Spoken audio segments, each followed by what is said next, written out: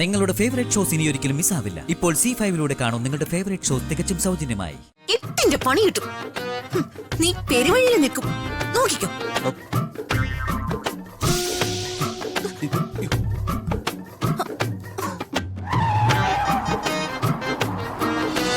ഋതികയുടെ ഒപ്പം ഞാൻ കോളേജിൽ സീറ്റ് വാങ്ങിക്കൊടുത്ത കുട്ടിയാ ശ്രീ. പ്രാരാബ്ദങ്ങൾക്കിടയിൽ നിന്നും ആ കുട്ടി പൊരുതി ജയിച്ചു.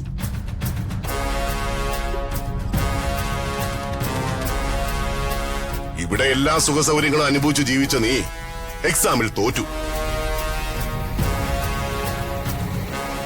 എന്റെ വിശ്വസ്തനായ രാജുവിന്റെ അനിയത്തി ഉയർന്ന റാങ്കോടെ പരീക്ഷയിൽ ജയിച്ച് എന്റെ യശസ് ഉയർത്തി. പക്ഷേ നീ എന്റെ ശിരസ് താഴ്ത്തി.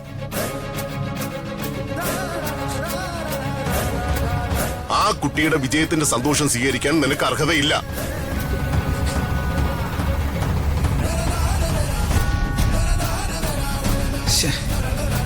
ഞാനും അമ്മയും ഇവിടെ ഒരു കാര്യം പ്ലാൻ ചെയ്ത് നിൽക്കുമ്പോ ഇവളെന്തിനാ ഇവിടെ വന്നൊരു സീൻ ക്രിയേറ്റ് ചെയ്യുന്നേ?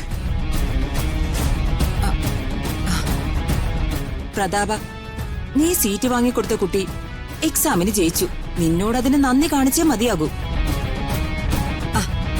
അതുപോലെയാണോ ഋതു? ഇവള് നിന്റെ മകളാ. സ്വന്തം മകളെ മറ്റുള്ളവരുടെ മുന്നിൽ വെച്ച് അപമാനിക്കുക നീ. ഋതുമോള് എക്സാമിന് ജയിച്ചില്ല എന്ന് കരുതി ഇവിടെ ഒന്നും സംഭവിക്കാൻ പോകുന്നില്ല. അവളുടെ നിലയ്ക്കും വിലയ്ക്കും മുന്നിൽ എക്സാമും റിസൾട്ടും ഒന്നും ഒരു സംഭവമേ അല്ല. അത് തന്നെയായിരിക്കും അവളുടെ മനസ്സിൽ. സ്വന്തം നിലയിലും വിലയിലും സമ്പത്തിലും കുടുംബ പേരിലും അല്ല, ജീവിതത്തിൽ കഷ്ടപ്പെട്ട് അധ്വാനിച്ചുണ്ടാക്കിയെടുക്കേണ്ടതാണ്. അതൊന്നും ഇവിടെ പറഞ്ഞ് മനസ്സിലാക്കുക.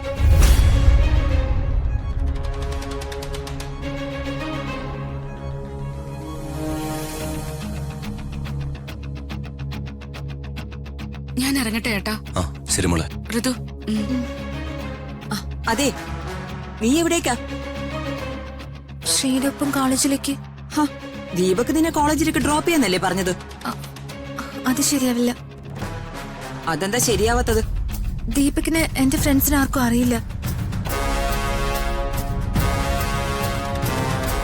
ഞാൻ ദീപകിനൊപ്പം കോളേജിൽ ചെന്നിറങ്ങിയ ദീപക് ആരാണെന്ന് അവരെന്നോട് ചോദിക്കും. അമ്മായിയുടെ മകനാണെന്ന് പറയണം.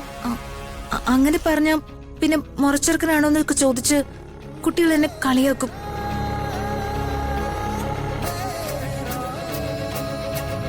രാജു, ശ്രീയെ അവളെ കോളേജ് ഡ്രോപ്പ് ചെയ്യും. ശരി സർ. ഒരു മേഡം.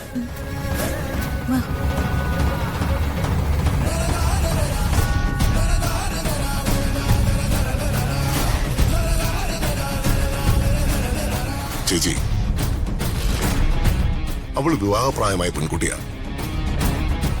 കോളേജിലെ മറ്റു കുട്ടികൾ അവളെ തെറ്റിദ്ധരിക്കുന്നതും പരിഹസിക്കുന്നതും ശരിയല്ല. അതിനുള്ള സാഹചര്യം നമ്മളായിട്ട് ഉണ്ടാക്കിയെടുക്കാനും പാടില്ല.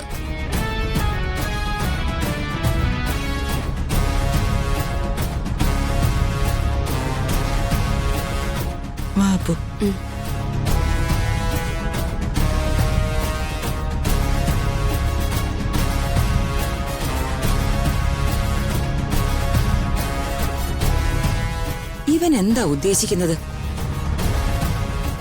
മകളോട് സ്നേഹം ഇല്ലെന്നോ അതോ ഉണ്ടെന്നോ? രണ്ടിലേതായാലും ഞാൻ ആരാണെന്ന് കാണിച്ചു കൊടുക്കേണ്ട സമയം എടുത്തു കഴിഞ്ഞു.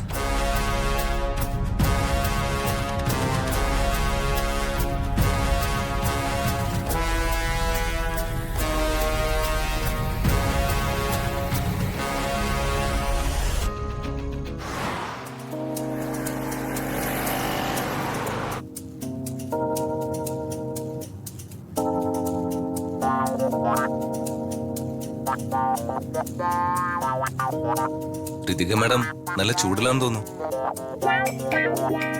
അല്ല, കാറിനകത്ത് AC ഇട്ടിട്ടും നല്ല ചൂടാണല്ലോ.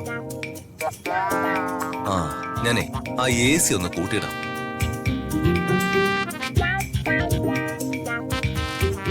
AC കൂട്ടിയിട്ടിട്ടും ചൂട് മാറുന്നില്ല എന്ന് തോന്നുന്നു, അല്ലേ? ഈ ചൂട് അങ്ങനെ മാറില്ല. ഇതേ എന്റെ തല പുകയുന്ന ചൂടാ. എന്തു പറ്റി മാഡം?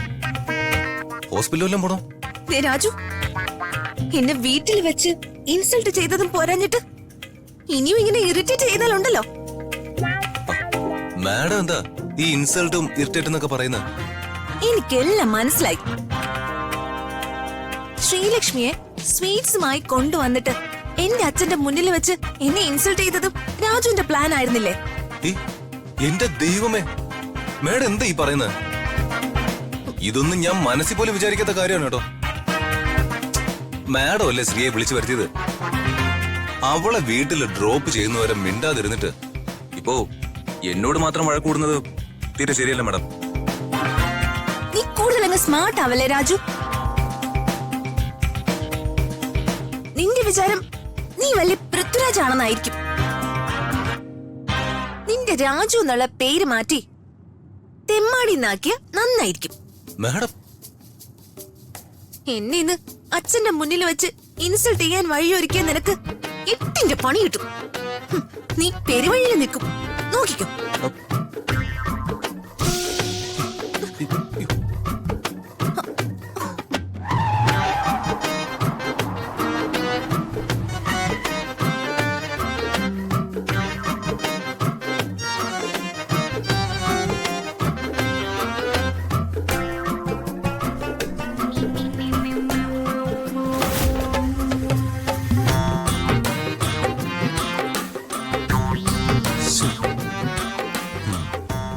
പഞ്ചറ.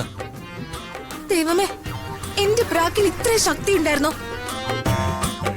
എന്റെ പൊന്ന് ഋതിക മാഡം, ഓരോന്ന് ഊഹിച്ചും ചിന്തിച്ച് കൂട്ടിയും സത്യം അറിയാതെ എന്നെ ഇങ്ങനെ പ്രാകരുത്. അപേക്ഷയാണ്. ഇതിപ്പോ ശരിക്കും പെട്ടത് ഞാനാണല്ലോ. ഇനി എങ്ങനെ സമയത്തിന് കോളേജിലെത്തും? വേഗം ടയർ മാറ്റ്. അതിന് സ്റ്റെപ്പിന് വേണ്ടേ? അതും ഇല്ലേ? ഇനിയിപ്പൊ എന്ത് ചെയ്യും രാജു? സമയം പൊയ്ക്കൊണ്ടിരിക്കുക.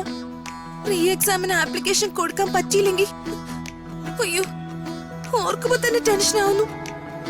കാര്യം അറിയാതെ നിഷ്കളങ്കരായ മനുഷ്യരെ പ്രാഗ്യ ഇങ്ങനെ ഇരിക്കും. ഇപ്പൊ മനസ്സിലായോ? മനസ്സിലായി. മാഡം ടെൻഷൻ അടിക്കണ്ട, ഞാനൊരു ടാക്സി വിളിക്കാം. നമ്മൾ സമയത്ത് കോളേജിലെത്തും.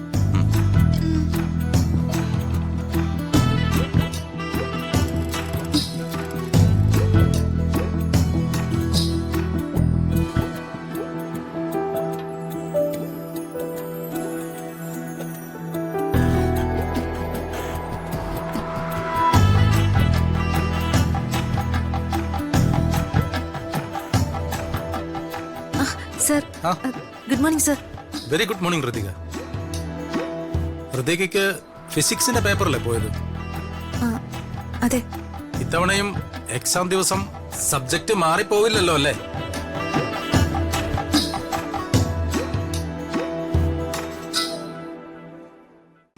ഡൗൺലോഡ് ചെയ്യൂ C5 ആപ്പ്. കാണൂ എല്ലാ എപ്പിസോഡുകളും സൗജന്യമായി.